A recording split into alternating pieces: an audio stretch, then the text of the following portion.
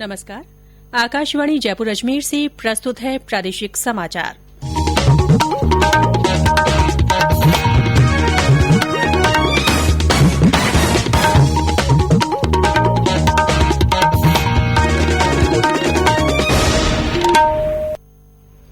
समाचारों के साथ मैं ऋतिका गुप्ता।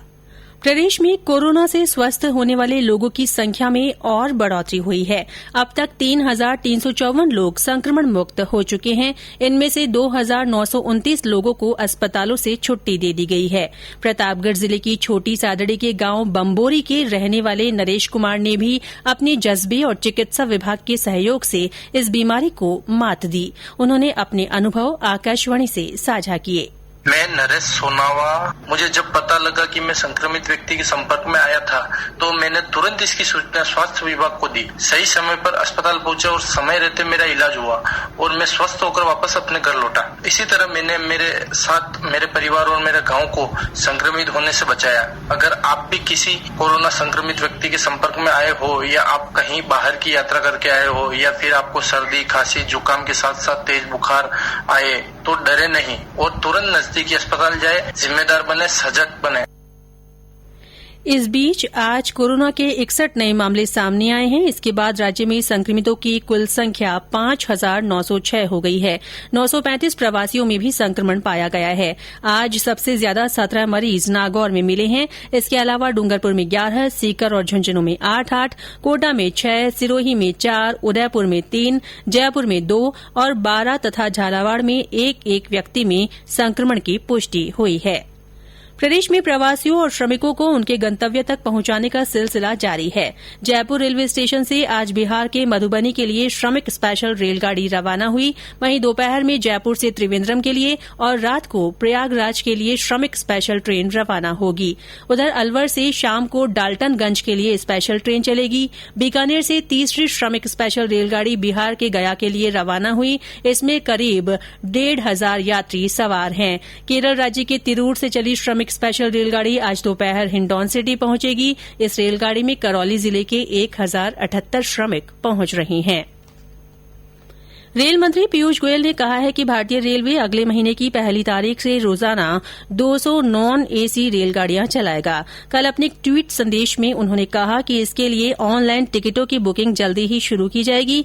उन्होंने कहा कि ये रेलगाड़ियां श्रमिक स्पेशल ट्रेनों के अतिरिक्त होंगी। मुख्यमंत्री अशोक गहलोत ने कहा है कि प्रदेश में शिक्षण संस्थाओं में अशैक्षणिक गतिविधियों और मॉल्स में संचालित कार्यालयों को सोशल डिस्टेंसिंग तथा हेल्थ प्रोटोकॉल की पालना के साथ खोलने की अनुमति दी जाए। कल मुख्यमंत्री निवास पर हुई एक उच्च स्तरीय बैठक में यह निर्णय लिया गया। श्री गहलोत ने कहा कि केंद्र सरकार की गाइडलाइन के अनुरूप प्रदेश में कुछ और आवश्यक गतिविधियों को शुरू किया जा सकता है।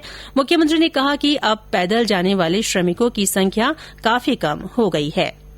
कोरोना महामारी के कारण दंत रोगियों को समुचित उपचार की समस्याओं को देखते हुए प्रदेशभर में कंटेनमेंट जोन को छोड़कर शेष स्थानों पर डेंटल चिकित्सा क्लिनिकों के संचालन के लिए जोनवार अनुमति दे दी गई है। स्वास्थ्य और परिवार कल्याण मंत्रालय ने कोविड-19 महामारी की स्थिति में दंत विशेषज्ञों को अतिरिक्त सावधानी बरतने के निर्देश दिए हैं।